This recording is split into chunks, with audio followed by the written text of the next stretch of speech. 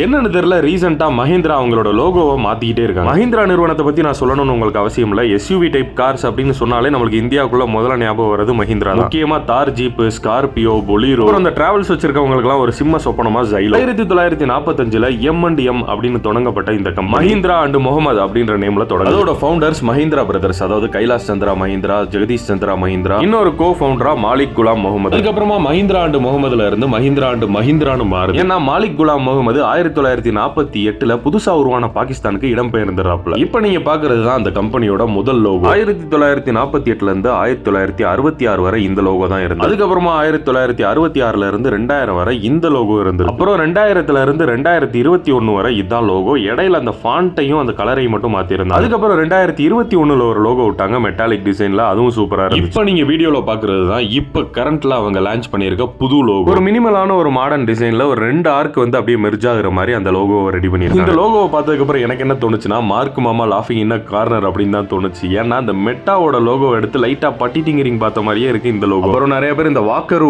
அதோட லோகோன்னு வேற சொல்லியிருந்தாங்க. நீங்களும் அப்படிதான் நினைச்சீங்களா அப்படின்றத கமெண்ட்ல சொல்லுங்க.